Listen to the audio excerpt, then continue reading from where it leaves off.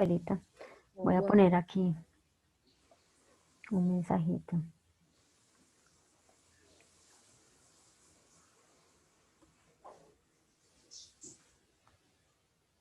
A ver, estoy buscando aquí una cita. La mujer.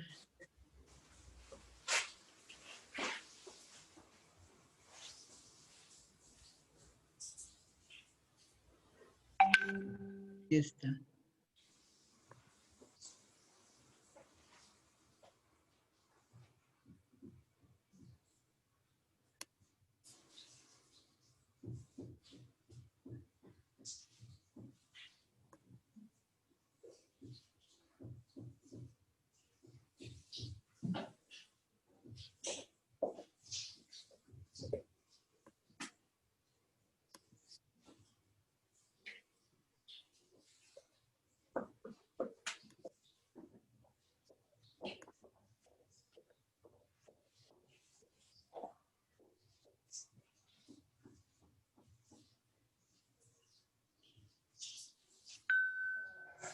Al fin.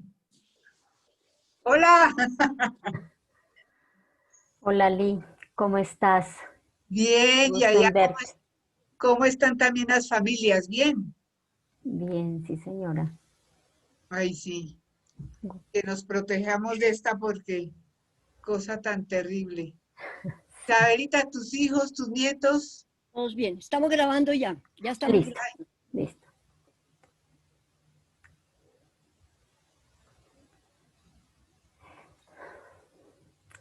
Buenos días a todos los que nos están acompañando. Le damos las gracias por estar nuevamente con nosotras en estos espacios de reflexión desde la Asociación Colombiana de Teólogas. En el día de hoy queremos hacer una reflexión pues desde la perspectiva bíblica y nos va a acompañar una de las integrantes también de la Asociación Colombiana de Teólogas, Diana Casallas. Diana es licenciada en teología, es magíster en teología bíblica de, de la, de la Universidad de San Buenaventura, es docente, investigadora y conferencista, docente de aula en la Gobernación de Cundinamarca desde el 2016, es aspirante al doctorado en teología en la Pontificia Universidad Bolivariana, es estudiante de Derecho en la Universidad Cooperativa de Colombia. Y pues si alguna vez quisieran acercarse un poco más a la temática que ella trabaja, tiene un canal en YouTube que se llama Reflexiones con Diana Milena. Entonces, la temática de hoy, nuestra reflexión hoy desde la perspectiva bíblica, que es una experiencia enriquecedora, que de alguna manera nos abre perspectivas en esta línea de la reflexión hecha por mujeres, es sobre Lucas 21 del 1 al 4. Generosidad, enseñanza, no, aquí ya me perdí, es generosidad, enseñanza o Denuncia. denuncia, perdón, gracias Isabelita, que no vi la presentación. Entonces, las dejamos con Diana y nuevamente les agradecemos por estar con nosotras en este espacio de reflexión y de diálogo desde la perspectiva de mujeres. Diana, tienes la palabra.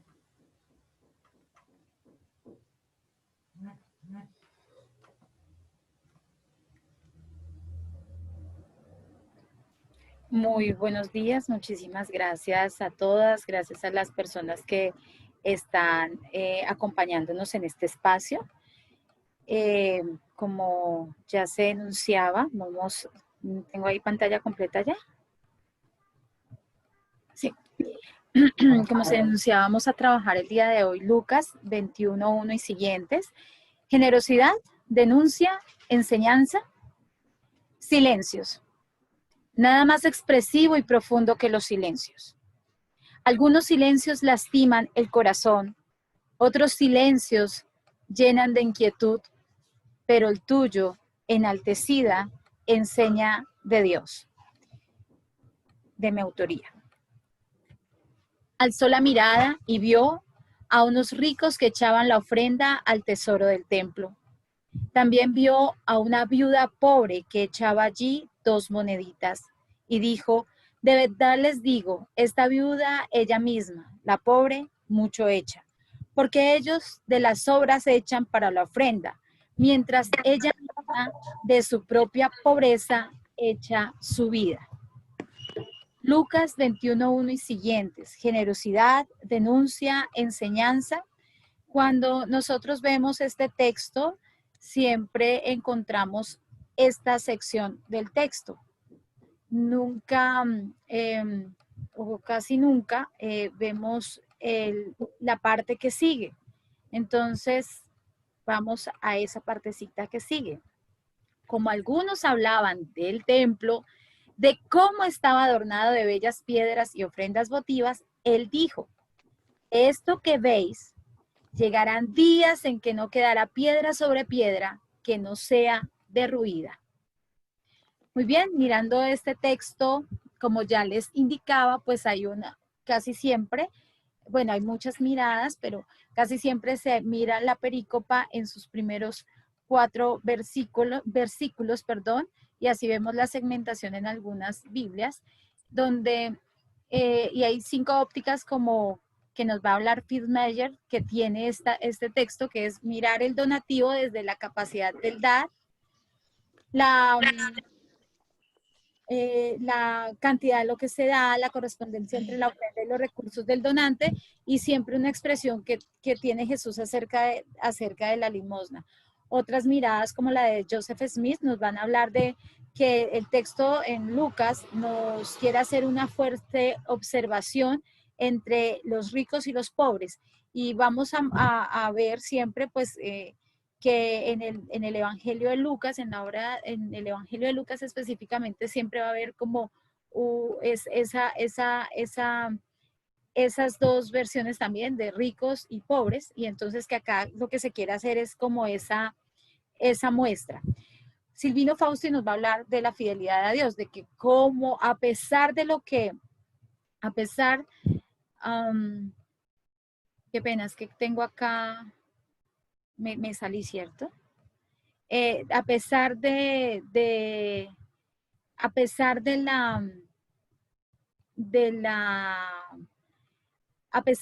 la situación en la que se encontraba la viuda misma, entonces ella sigue siendo fiel a Dios, o sea, a pesar de su pobreza. Coluche Langer nos va a hablar de que Lucas va a contraponer nuevamente lo que son ricos y pobres para determinar lo bueno de la riqueza y lo malo de la riqueza. Esa es una visión que se tiene en ese texto. El objetivo de la mañana de hoy, o lo que los invito, es a escuchar en el silencio de la viuda la teología de la perícopa, integrando los versículos. Entonces, Lucas 21, del 1 al 6. Escuchar la perícopa 21, 1 al 6, en la teología en voz del silencio de la viuda. Algunas cosas importantes que hay que rescatar o hay que recordar, porque pues es de recordar, es que la obra lucana está escrita entre el año 80 al 90. Recordemos que ya ha pasado la destrucción del templo de Jerusalén, que la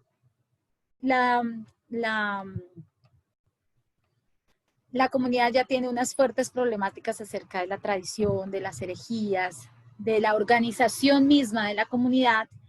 Y como ustedes recuerdan, el Evangelio desde de su primer capítulo y sus primeros versículos nos va a hablar del propósito que tiene este Evangelio, el fin catequético, el afianzamiento del camino, recordar al Dios de la promesa, el Dios de la alianza. Recordemos que estas palabras, dice acá, están escritas para que conozcas la solidez de las enseñanzas que has recibido. Entonces es un fin catequético, pero ese fin catequético, y quiero que lo tengamos muy presente, es recordar el Dios de la promesa, el Dios de la alianza.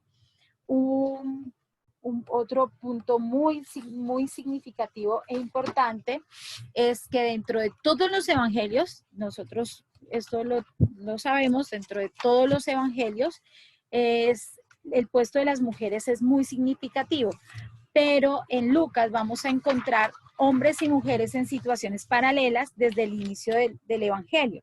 Entonces, al comienzo del Evangelio, esto nos lo va a recordar Marifer Ramos, al comienzo del Evangelio, las mujeres se han sobresaltado porque irrumpe la salvación en sus vidas. Al final son las mujeres las que sobresaltan a los demás porque la salvación ha transformado sus vidas.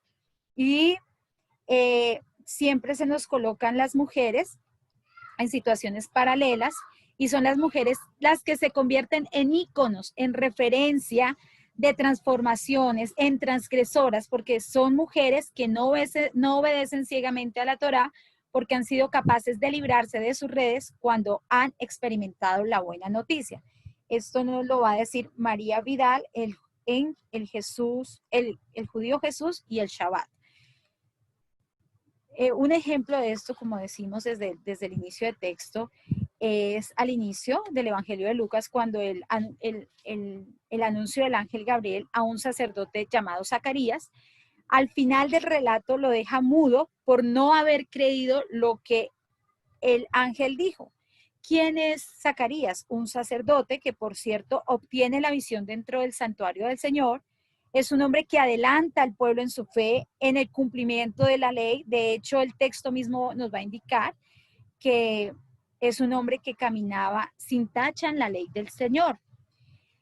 Sin embargo, tuvo incredulidad de lo que experimentó, de lo que con sus ojos vio, de lo que oyó, no creyó en que se cumpliría lo dicho por el ángel. Lo más curioso, lo que más causa incluso un poco de gracia es que cuando él sale del templo, el pueblo comprendió que él tuvo una visión, comprendió que algo importante pasó, pero él mismo no tuvo esa capacidad de la fe, del creer en ese Dios de la promesa, ¿sí? Ese Dios de la promesa que estaba hecha en su momento para el pueblo de Israel. Bueno, 6 meses y a renglón seguido del texto del relato, el mismo ángel se le aparece a una mujer, no en el santuario, sino en un pueblito llamado Galilea, ¿sí? Algo puede salir de Galilea. La actitud de María fue la disposición a este acontecimiento. También al final del Evangelio, las mujeres nos van, bueno, María tuvo disposición ante este acontecimiento, hágase en mí, según como has dicho, y al final también del Evangelio son las mujeres las que van a la tumba y son abordadas por 2 hombres con vestidos resplandecieron y creyeron lo dicho, fueron testigos de la resurrección, pero ellos, los apóstoles, no creyeron. Así que, reitero, el Evangelio de Lucas pone en contraposición hombres y mujeres, y de hecho las mujeres le demuestran a Jesús una fidelidad de las cuales sus discípulos finalmente no fueron capaces. Otro punto importante a tener en cuenta es el tema del templo, el Dios si vemos desde el inicio del texto, el Dios del templo, el Dios de la ley y el Dios en el pueblo, el Dios de la promesa. Así que nos vamos a encontrar, sí, específicamente con un texto que va a hablar de ricos y pobres y que sí se nos ha tradicionalmente hablado de la generosidad, porque una mujer pobre pudo hecho algo, más o menos así. Cuanto tengo, toma. Ahora voy a hablar un poco de las viudas en el Evangelio de Lucas y todo lo que voy a hablar es someramente porque por el tiempo pues no vamos a entrar a profundizar o a hacer la correspondencia en el texto, pero es muy importante esto. Entonces, el Evangelio al inicio nos va a hablar de Ana, que es una viuda, la profetisa, la cual ha estado en el templo, veamos, en el templo sirviendo con ayunos y oraciones. Más adelante va a aparecer la viuda de Sarepta, que dice, Jesús va a traer a la memoria en el texto la viuda de Sarepta, dice que Elías no fue enviado a ningún otro por mandante de Dios, sino a una viuda. Entonces nos muestra cómo la grandeza del Dios de la promesa dada a todos, a los más sencillos, a su pueblo. Y como sabemos, pues también de ese lugar fue echado Jesús. De ese lugar también fue echado Jesús y eso es muy importante. Luego nos van a narrar el camino donde se va a encontrar a la viuda que va a enterrar a su hijo, ¿cierto? Y ese dolor, Jesús siente compasión por ella y él levanta del féretro a este muerto. Y en 18:3 Jesús está hablando en parábolas acerca de una viuda a la cual no solo se le hace justicia por viuda, sino por su insistencia. Y en el capítulo 20, versículo 1 dice que los escribas devoran la casa de las viudas, y luego va a aparecer nuestra perícopa. Entonces vamos a hablar un poco de la viuda nuestra. Se reitera que es pobre, su ofrenda se ve mal vista. Recordemos que pues el tema de la impureza es muy importante en este contexto histórico, pero la ofrenda de la viuda podría verse mal en sentido de que es una viuda pobre. Entonces, los judíos tienen una fuerte concepción de que las bendiciones de Dios están en su riqueza también material, en sus tierras, en sus hijos, y esa pues esa pobreza es mal vista dentro de su contexto cultural. Junto con esto, la viuda pues está en el juego de la contraposición entre viuda pobre y en relación a un masculino de unos ricos. Y pero quiero que lo unamos a esto que acabamos de decir, 20:47, donde dice que los escribas devoran la casa de las viudas, ¿sí? Dice este mismo esquema. Entonces, mujer que da todo. Unos escribas que por su modo de relacionarse y comprender a Dios, quitan lo justo a quienes Dios mismo más protege, porque ya vimos en el texto cómo las acciones y las palabras en el texto muestran las acciones de Dios a favor de las viudas. Pero estos escribas quitan lo justo a quienes Dios mismo protege. Esto a la par de un hombre, que es el que está enseñando, con un nuevo modo de consolidarse con Dios, enseñando una dependencia a Dios, enseñando un restituir, un dar. En el mismo final del Evangelio, este mismo hombre es aquel que da todo, su propia vida por ese reino de Dios. Este hombre que está enseñando algo que no es una doctrina, sino es una nueva forma de relación cercana con el Creador y relación con el Padre, como lo vamos a encontrar todo referenciado en el mismo Evangelio. Ahora hablemos un poco del templo. Entonces, es importante notar que en todas las religiones, es el templo el lugar sagrado en el que se supone que la divinidad se hace presente a los hombres para recibir su culto y hacerle partícipes de sus favores y de su vida. Desde luego, su residencia ordinaria no pertenece a este mundo, pero el templo se identifica en cierto modo con ella, tanto que gracias a él entra el hombre en comunicación con el mundo de los dioses en un espacio de libertad. Esto lo encontramos en el vocabulario de teología de León de Fur. Aquí en el templo del que estamos hablando es el segundo templo, donde recordemos que técnicamente ya no está cuando es escrito el Evangelio, pero al ponerlo en una versión de una enseñanza del Jesús histórico, pues estaría el segundo templo. Y es un templo hermoso, un templo que se dice que con la terminación quedaron sin recursos más de 18,000 trabajadores, o sea que es un templo históricamente se nos habla de la arquitectura de este templo como de las mejores obras que se hizo en la antigüedad. Muy probablemente si Jesús está viendo a las mujeres, tiene posibilidad de estar en el patio de las mujeres, porque es un lugar donde no quiero entrar a especificar cómo es este templo. Hay unas puertas que nos conducen a la puerta de Nicanor, donde van a estar los varones circuncidados y purificados, otra puerta que es donde una vez al año va a entrar el sumo sacerdote, el lugar donde van a estar ubicadas las mujeres y un lugar donde van a estar ubicados los extranjeros, ¿cierto? Jesús en este momento estaba ubicado en el patio de las mujeres y tenía acceso a ver lo que estaba pasando. Allí mismo se encontraba ubicada la sala del tesoro donde se podían poner las ofrendas. Es importante recordar que en el siglo I era el centro del mundo para los judíos Jerusalén, porque en Jerusalén estaba el templo. La magnitud física de ese templo estaba en consonancia con su importancia, puesto que era el corazón de la ciudad y de la fe judía. ¿Listo? Entonces, en él estaba la fuerza religiosa, política y social. Muy bien. Entonces voy a hablar de las riquezas y del diezmo.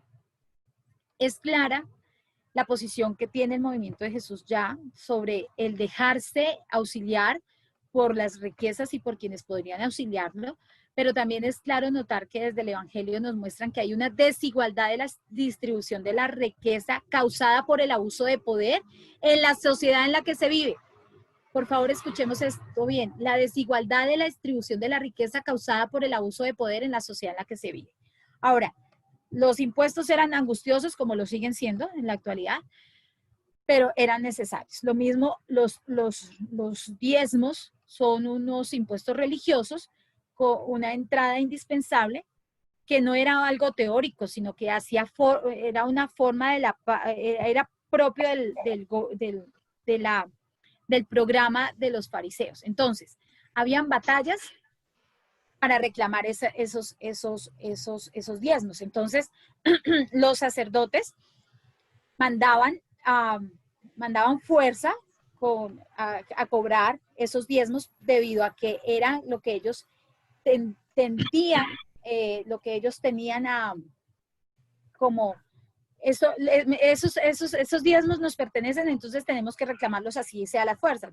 Pero había otra parte de sacerdotes que vivían también en indigencia, habían unos, entonces dentro del mismo desde el mismo esquema sacerdotal habían quienes tenían más bienes que otros sacerdotes que no los tenían, y dentro de esos que tenían, muchos mandaban buscar esas riquezas o esos diezmos, perdón, a punta de lo que fuera. Ahora, los romanos también a los romanos también había que pagarle el impuesto, ellos mandaban su poder militar, y los sacerdotes, entonces, aparte de tener sus poderes, su violencia para cobrar, también tenían sus recursos ideológicos para cobrar esas dádivas, como coaccionar la voluntad de Dios, el tema del perdón y otras tantas cosas. Entonces aparece un movimiento que es el movimiento de Jesús, que el movimiento de Jesús dice, bueno, pues digamos que es el tema de que las riquezas están, el tema de que podemos, que nos ayudan, otras fuentes nos ayudan a nosotros, pero donde no están de acuerdo, del escándalo de cómo se absorbe o cómo se quedan unos pocos con esas riquezas. Ubicados en nuestra perícopa, aquí en esto que ustedes están viendo en esta diapositiva está todo. Recordar que Lucas es la primera parte de la obra lucana, donde Hechos de los Apóstoles es la segunda parte, pero aquí subrayo en la perícopa dentro del Evangelio de Lucas, donde está subrayo dentro de la diapositiva, perdón, donde está ubicada nuestra perícopa, que es la tercera parte llamada la actividad de Jesús en Jerusalén, llegada y actividad en el templo. Ahí está ubicada esa perícopa. Un análisis de la narración. Entonces Jesús alza la mirada, dice alzó la mirada, entonces evidencia el inicio de una nueva escena, pero encadenado en todo un capítulo mayor. Este capítulo que, como ya les mostré, contiene las enseñanzas de Jesús en el templo. He de recordar que en 19:28 está ya Jesús subiendo a Jerusalén, ciudad a la cual ingresa entre aclamaciones y por la cual llora diciendo, si tú conocieras que en este día el mensaje de paz. Jesús ingresa en el templo y comienza a sacar a los que en él vendían, diciendo, mi casa será casa de oración, pero vosotros la habéis hecho una cueva de bandidos. Seguido de ese episodio, Dios nos muestra el autor, Jesús enseñaba todos los días en el templo. Pues bien, uno de aquellos días mientras enseñaba en el templo es donde sucede este micro relato de 21:1-4. Este día finaliza en 21:37-38, donde el autor nos narra que Jesús pasaba el día en el templo y la noche en el monte de los olivos, y todo el pueblo madrugaba para ir hacia él y escucharle en el templo. Esas enseñanzas particulares eran a sus discípulos, aunque todo el mundo iba a escucharle, esas enseñanzas eran a sus discípulos. Así las indicaciones para tomar este micro relato muestra un cambio de posición donde se puede hablar de que está hablando con los discípulos y les está mostrando una enseñanza en particular. En cuanto a los personajes, pues ya los he notado. Y cabe notar que conecta con o sea, que todo el hilo temático está centrado en el tema del templo. Entonces, por eso nos vamos conecta con lo anterior a partir del hilo temático de la enseñanza en el templo y ha hecho posible y cómo se ha hecho posible en los versículos siguientes, 5 y 6, cómo se ha hecho posible que este templo exista, gracias a algo que se llaman las ofrendas. Muy bien. Desde el microrrelato, el papel principal se le da a la viuda porque ella representa la enseñanza que quiere dar Jesús y se enuncia la cuestión acerca de los escribas en el versículo 20, en el capítulo 20, versículo 47, los escribas que devoran la casa de las viudas. Entonces, a primera vista, nosotros siempre vemos que hay una contraposición entre los ricos que echaron la ofrenda y la viuda que echó la ofrenda. Pero aquí también salta a mirar que hay es una contraposición entre quienes están devorando la casa y los ricos. Es importante ver la secuencia de la enseñanza en esta. Guardaos de los escribas que gustan de andar con ropas largas, aman las salutaciones en las plazas, las primeras sillas en las sinagogas y los primeros asientos en las cenas, que devoran las casas de las viudas sobre pretexto de hacer largas oraciones. Estos recibirán mayor condenación. En cuanto a los versículos siguientes, en una situación particular, la viuda, la cual proporciona una ofrenda en el templo, ha echado más que nadie porque ha echado de lo que necesita, de todo lo que tiene que vivir. Entonces no es que haya echado de lo poquito que tiene, sino de lo único que tiene, ha echado su propia vida. Entonces aquí el episodio de ¿qué construye el templo? Pues las ofrendas. Días vendrán, ¿y qué pasa con ese templo? ¿En qué días vendrán que no quedará piedra sobre piedra? Incluso si vamos a la parte histórica ya ni estaba. Del episodio y de los ricos, donde la primera lo dio todo, que ya lo dije. Entonces aquí hay en el análisis narrativo hay algo que se llama quicio, que es donde nos muestra un cambio de la situación, no que la viuda pasó de pobre a rica, porque es que ese no es el asunto que quiere trabajar Jesús, sino de que cada quien da de lo que tiene. Si bien los ricos dieron de lo que les sobra, la fuente de la viuda fue de lo que tenía para vivir. Entonces, el evangelio nos está mostrando es que cada quien da de lo que tiene. Entonces, profundicemos un poco. En el evangelio se habla del empleo justo de las riquezas. Es una exigencia del reino de Dios, el empleo justo de las riquezas. El problema que está en el fondo de esta situación, en el contexto del evangelio lucano, es la forma de utilizar la riqueza y el cuidado de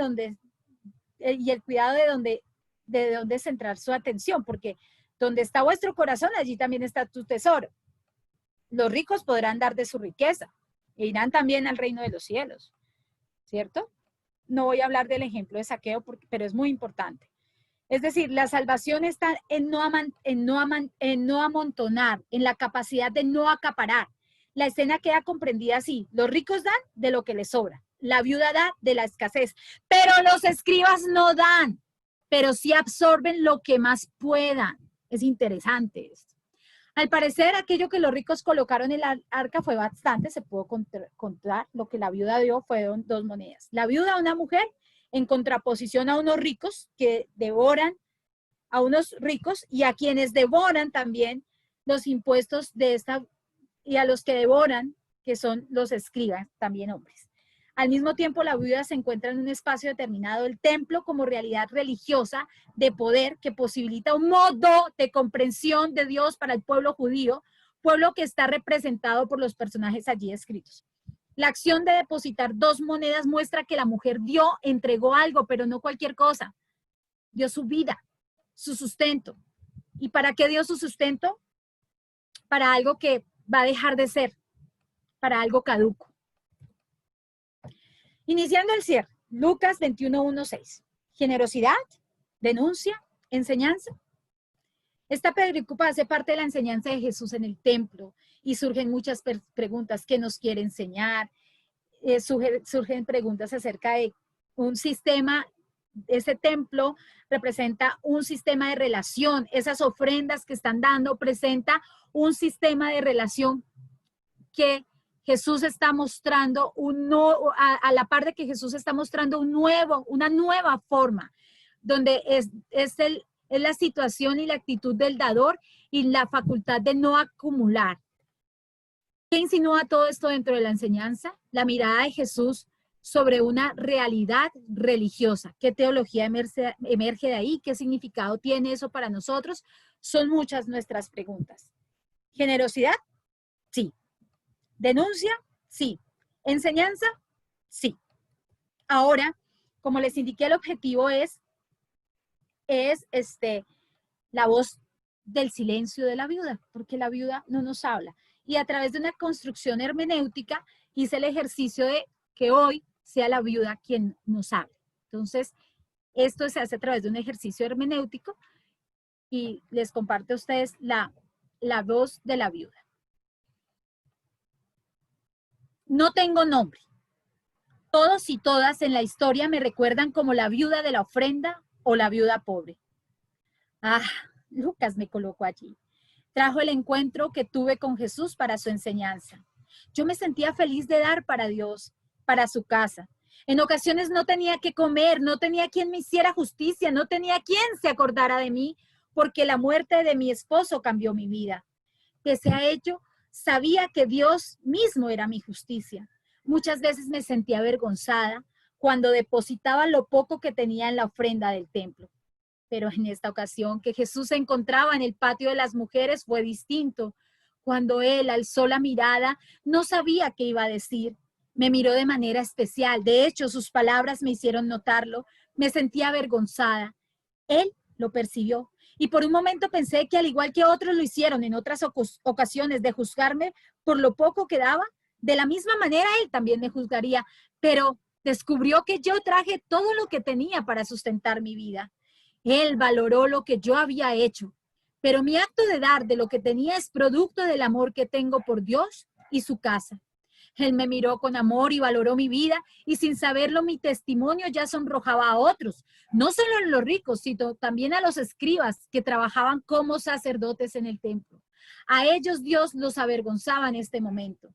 Lucas sabe lo que se siente esta situación. Lucas sabe del poder de Dios, de la alegría que brota del corazón, porque el poderoso hace obras grandes por sus siervos, enaltece a los humildes y los colma de bienes.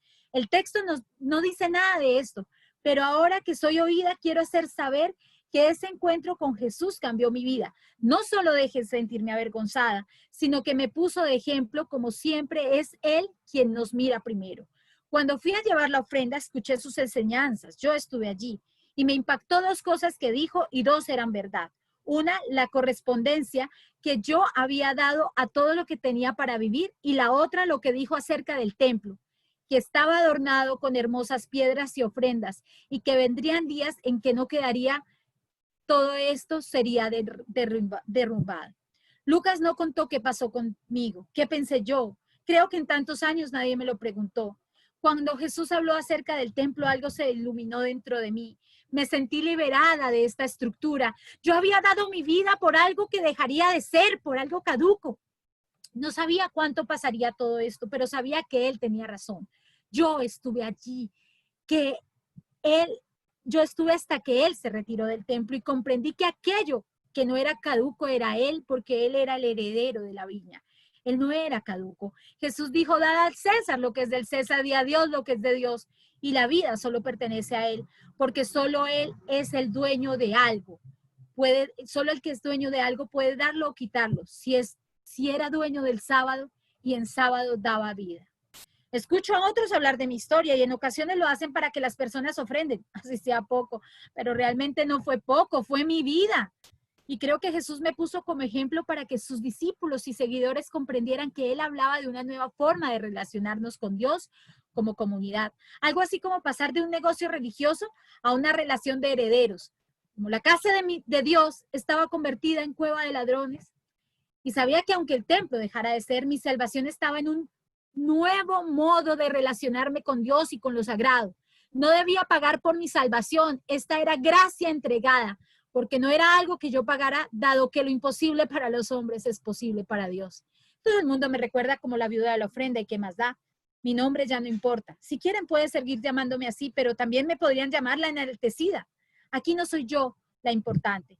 Aquí lo significativo es saber que cualquier otro u otra puede ser enaltecidos o enaltecidas, amados y copartícipes de una nueva comunidad en la que Él enseñó y formó, comunidad de hombres y mujeres que Él tenía por iguales ante Dios, hombres y mujeres que escuchan la palabra de Dios y la pone en práctica. Hombres y mujeres generosos, sin apegos, que pongan su potencial de no retener a funcionar, de una comunidad que no enaltezca la cultura a la cual se apega, sino que pese a esa estructura valore lo contracultural del reino de Dios. Ni siquiera mi ejemplo es tan revelador, no fue nada comparado con lo que vi después. Él también entregó su vida y totalmente. Enaltecida me parece un nombre bello. De hecho, Lucas pone en boca de Jesús una sublime construcción que se aplica a mi testimonio. Has ocultado estas cosas a los sabios y prudentes y se las has dado a conocer a los sencillos. Continuaré en mi silencio. Es la forma que Dios, por medio de Lucas, me permitió hablar para que cada quien en su contexto y época lo interpretara. La palabra de Dios es capaz de cambiar vidas porque Él es la vida. Finalmente, como dijo Jesús a sus discípulos, dichosos los que ven lo que ustedes ven, porque les digo que muchos profetas y reyes quisieron ver lo que ustedes ven y no lo vieron, y oír lo que ustedes oyen, pero no lo oyeron. Amén. Entonces, Lucas 21:1-6, generosidad, sí, entendida como una enseñanza para sus discípulos, para su comunidad. Es una enseñanza, es un nuevo modo de ser que parten del no acaparar ni de puestos, ni de dineros, ni de roles, ni de poderes. Denuncia, sí, al sistema que tienen los seres humanos de entender su relación con Dios y lo sagrado, a una estructura de poder, a una estructura que aleja al ser humano de la propia vida y pone una dicotomía entre la vida y lo sagrado. Enseñanza, sí, de un nuevo modo de ser comunidad y de relacionarnos entre nosotros, donde la vida como valor sagrado y supremo es donde Dios acontece a diario. Ese es el Dios de la promesa. Finalmente, nada más silencios, nada más expresivo y profundo que los silencios. Algunos silencios lastiman el corazón, otros silencios llenan de inquietud, pero en el tuyo, enaltecida, se enseña de Dios. Muchísimas gracias. Gracias, Diana, a ti. Es verdad, es un gusto escuchar esta investigación que has realizado sobre esta mujer, sobre esta viuda en el Evangelio de Lucas. Y en esta línea quisiéramos invitar entonces a quienes nos acompañan a entrar en diálogo contigo a partir de este texto y además de esta invitación hermenéutica que nos haces de ubicar el lugar de la viuda en una relación muy importante, como bien lo decías, que es el tema de la salvación y el tema de la entrega. Básicamente, como bien decías, Lucas suele utilizar las vinas para presentar el desarrollo de su evangelio en el mundo grecorromano. Siempre cuenta sus historias con un hombre y una mujer, pero aquí, como bien nos dices, está presentando, haciendo el paralelo de la mujer, de la viuda generosa, que entrega con generosidad la vida, con el mismo Jesús que entrega con generosidad su vida. Es muy importante lo que tú nos has compartido en esa línea, ¿no? En esa línea hermenéutica y en esa línea de la salvación, ¿no? Y pues en esa misma lógica, invitando a todos a hacer el diálogo contigo, quisiera como preguntarte, pues que nos ayudaras a ahondar un poquito, cómo, digamos, nosotros ya que la perspectiva de Lucas es un cambio de paradigma en la relación con Dios, no solamente vinculada al templo, sino en una aceptación de la entrega y de la salvación. Cómo de alguna manera hoy nosotros en este camino de la sinodalidad, desde el aporte del texto que nos has presentado, cómo de alguna manera se puede hacer que la acción de las mujeres, el trabajo de las mujeres en la iglesia, ¿sí? Y en estos procesos que hemos tenido de cambio, ¿sí? Se puede reconocer como caminos de generosidad y de salvación, ¿no? Es un poquito como en este camino de sinodalidad, ¿cuál sería el aporte del texto para que nosotros lográramos reconocer ese papel tan importante de las mujeres? Y ya pues ahí mismo los invitamos a que ustedes, si desean levantar la mano o hacer sus preguntas por el chat. Diana, tienes Muy la bien, palabra. gracias. El texto nos muestra un matrimonio, no, una triada más que un matrimonio, entre el tema de la cultura, el poder y el miedo. Y esa triada es la que sigue estando en nuestra comunidad eclesial.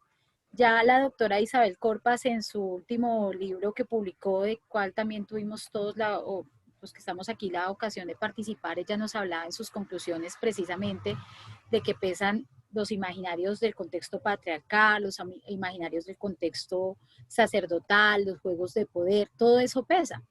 Pero eso pesa desde que inició, o sea, la propuesta de Jesús sigue siendo una propuesta contracultural. Y lo que se estaba criticando es la misma comunidad que está viviendo eso. Y nosotros vivimos en lo mismo. ¿Cuál es la tarea? Dejar que los muertos entierren a sus muertos. ¿Cuál es la tarea? Seguir unidos al Dios de la promesa. ¿Cuál es la tarea? Seguir siendo sal y luz del mundo. Esa es la tarea. Pero también habrá que dejar que los muertos entierren a sus muertos. Eso es. Sí, Diana. Lee, ¿tienes una pregunta? Sí, te escuchamos. Me ha gustado mucho la presentación de Diana, los contrastes que establece, las miradas, esto de la pobreza, la riqueza, la relacionalidad con el templo. Quiero subrayar de lo que ha dicho desde el Evangelio de Marcos, lo siguiente, que ya lo dijo, pero como que subrayarlo, por eso digo subrayar. El Evangelio de Marcos, que está en escuela, nos manda después de la resurrección, vayan, búsquenlo en Galilea, allá lo encontrarán como él les dijo. Es un evangelio que nos invita a leer el evangelio, pero recordando siempre que a Jesús lo encontramos releyendo el evangelio. Y en esa relectura del evangelio, cuando llega la viuda, nos dice, la traducción da para decir, oiga, miren lo que ha echado cuanto tenía toda su vida. Es decir, Jesús nos está comunicando existencialmente lo que él está viviendo. Se fija en ella, la devela y dice, miren, ha echado cuanto tenía toda su vida, totalmente identificado con ella, puesto que él estaba echando también toda su vida.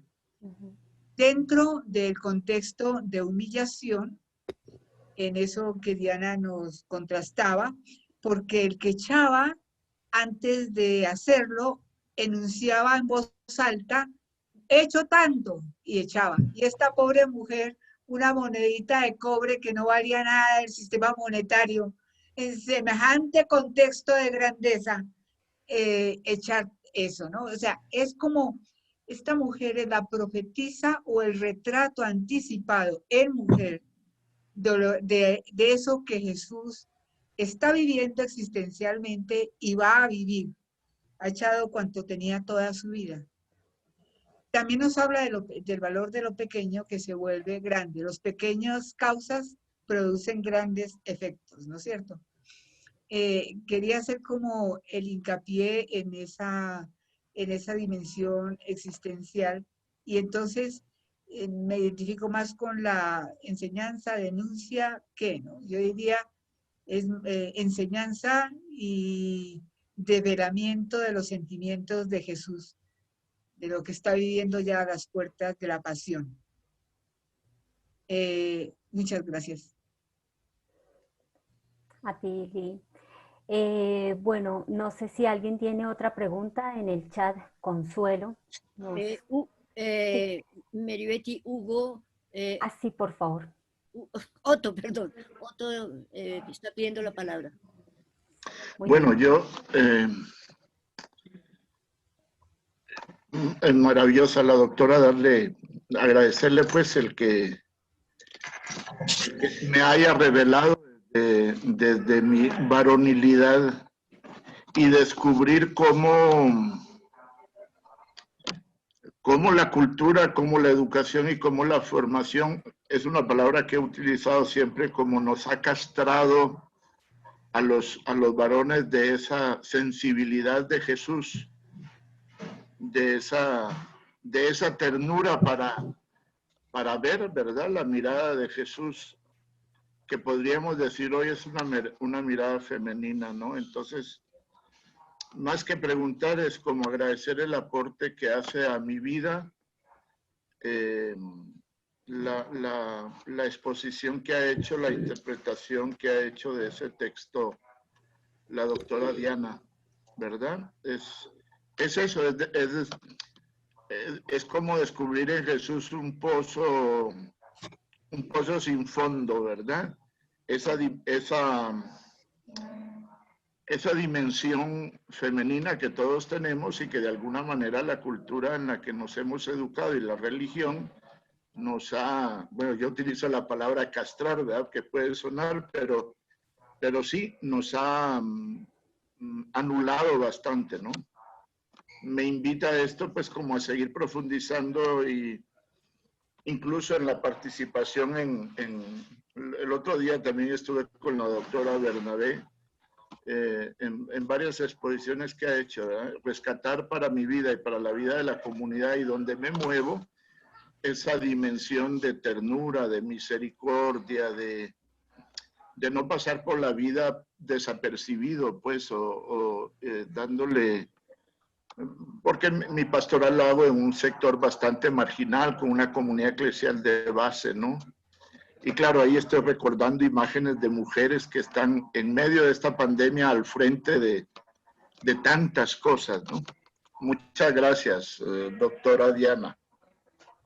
A ustedes, gracias por participar. Es importante saber que estas lecturas hermenéuticas buscan también poner el texto.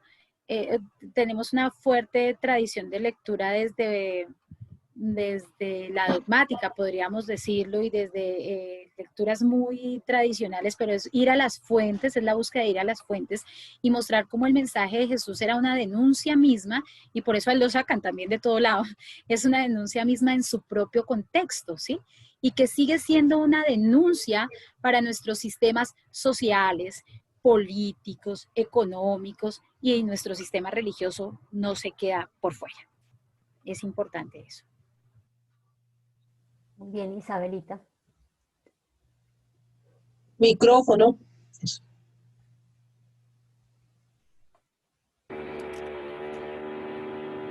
Consuelo. Consuelo, bien, entonces, no sé si Consuelo quisieras tomar la palabra, Olga. Hola, buenos días. Buenos días. ¿Cómo están?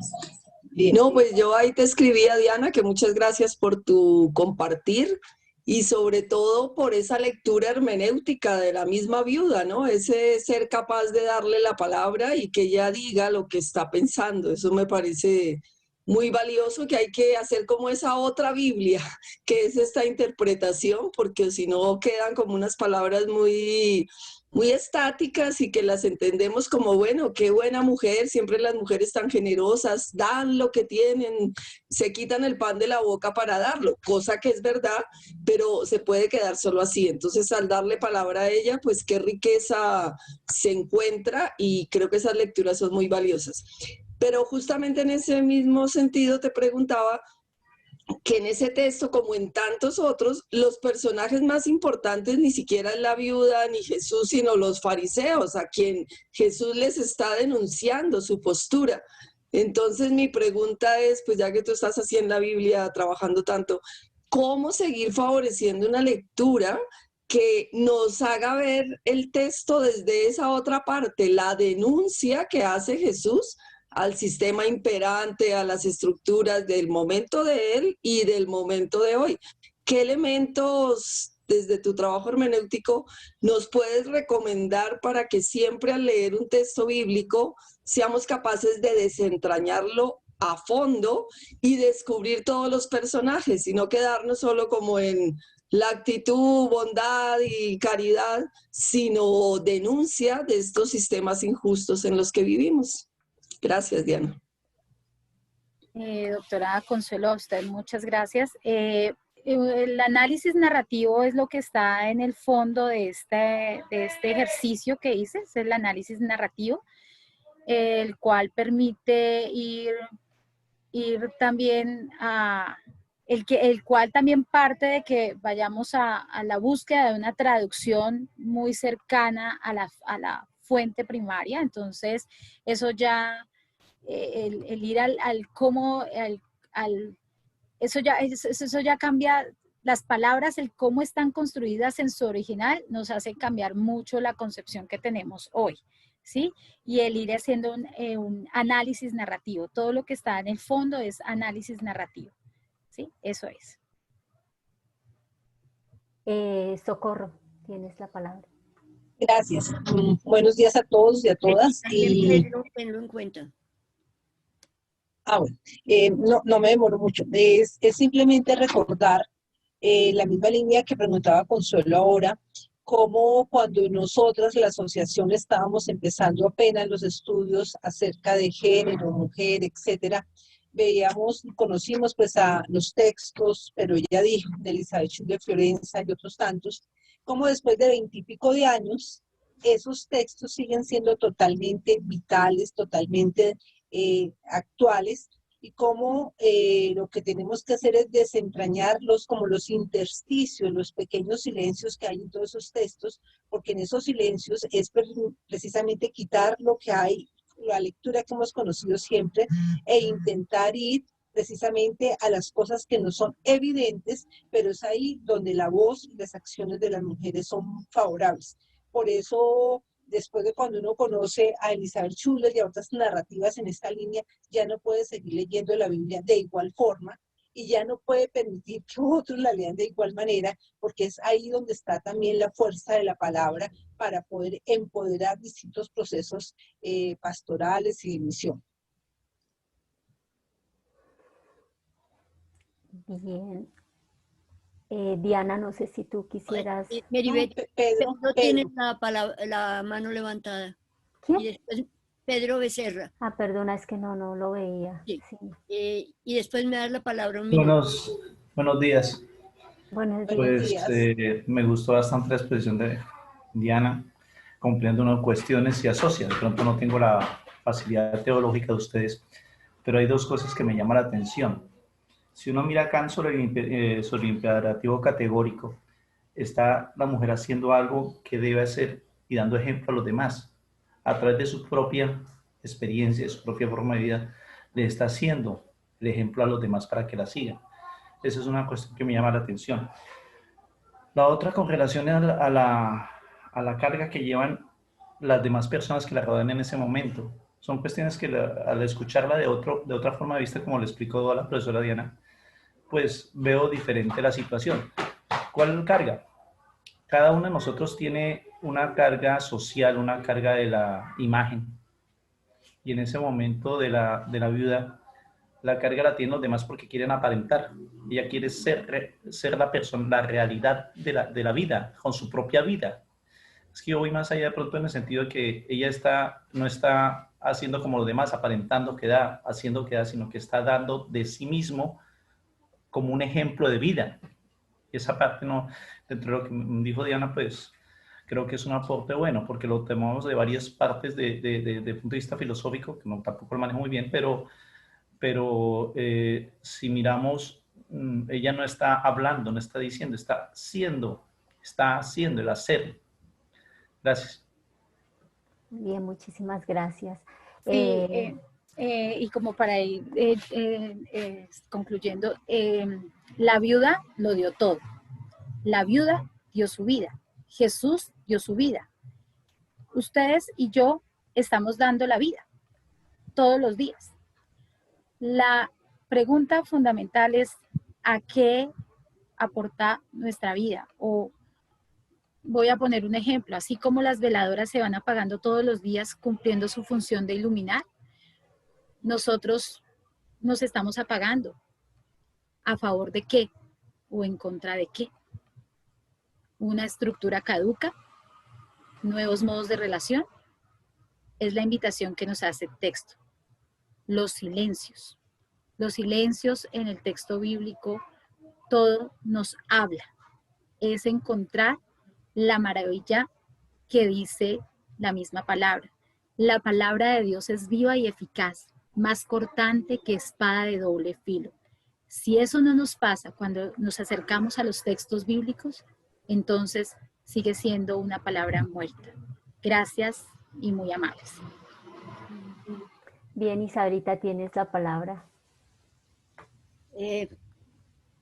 Hermosísimo, Diana, esta intervención tuya. Y puedo decir que es lo típico que suele pasar con la lectura del texto bíblico y de muchas otras prácticas históricas. Yo personalmente, yo no había percibido a esta mujer viuda. Se me había quedado por ahí perdida, máximo, se me había quedado en la generosidad de quien da lo que no tiene.